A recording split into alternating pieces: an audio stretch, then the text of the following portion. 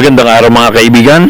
Alam mo ba na libu-libong mga Pilipino ang nahihirapan ngayon dahil sa sakit sa kidney? Mas masakit pa rito kaibigan ay bukod sa sakit ng katawan, sobrang bigat din sa gastos ng bulsa ang pagkakaroon ng sakit sa kidney.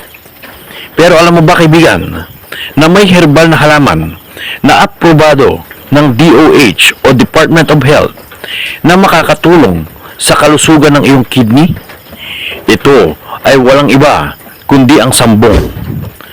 Ang sambong kaibigan ay isa sa 10 herbal na halaman na inaprubahan ng Department of Health.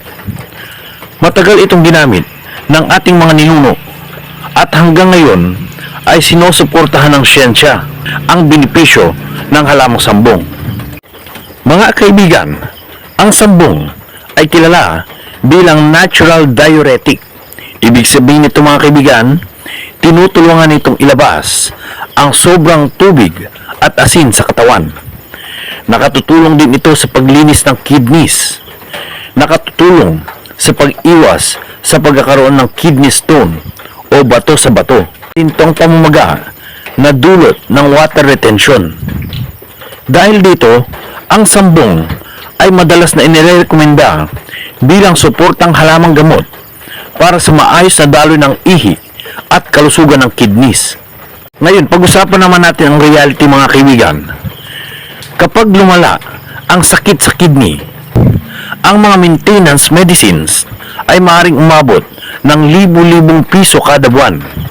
Ang dialysis naman na kadalasang ginagawa 2 hanggang 3 beses kada linggo ay maaaring umabot sa 2,500 hanggang 5,000 pesos bawat session, o ito ay 30,000 hanggang 60,000 pesos kada buwan kaibigan. Isipin mo na lang kaibigan, ang buhay ang nakataya dito, pero halos maubos naman ang ipon ng iyong buong pamilya dahil sa maintenance ng iyong sakit. Ngayon, bakit nga ba mahalaga ang sambong? Hindi natin sinasabi mga kaibigan na gamot ng sambong sa malubhang kidney disease, pero malaking tulong ito bilang preventive care, suporta sa kidney health, at mas mura o mas natural na opsyon.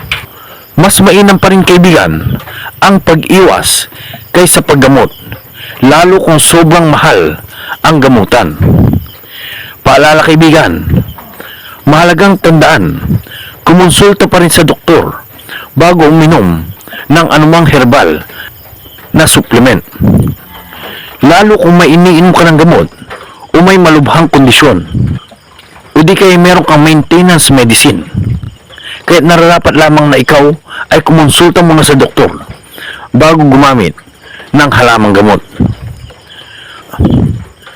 Kung gusto mong alagaan ang iyong kidneys kaibigan at umiwas sa napakamahal na gamutan at dialysis, simulan natin sa tamang kaalaman, tamang pagkain at paggamit ng halamang tulad ng sambong na aprobado ng DOH. Kaibigan, kung ibig mong gamitin ang sambong bilang preventive care para sa iyong kidney sa pagkakaroon ng mga sakit, kumuha ka lamang ng ilang piraso ng mga dahon ng sambong. Sa akin kaibigan, 4 lang kinukuha ko. Hugasan mo ito mabuti sa dumadaloy na tubig. Matapos nito kaibigan, lagyan mo ito ng 2 hanggang 3 basong tubig at pakuluan mo ito sa loob ng 10 hanggang 15 minuto. Matapos ito mga kaibigan, i-strain mo ang pinaglagaan ng dahon ng sambong at pagkatapos nito kaibigan, palamigin mo ito saka mo inumin ito mga kaibigan. Makakatulong ito sa iyong kidney. So kung gusto mo ng ganito mga kaalaman mga kaibigan tungkol sa mga halamang gamot, don't forget to click the subscribe button at yung notification bell sa baba ng ating video para lagi kayong updated sa aking mga latest uploads sa aking channel. So that's all for now, and as always, have a nice day everyone.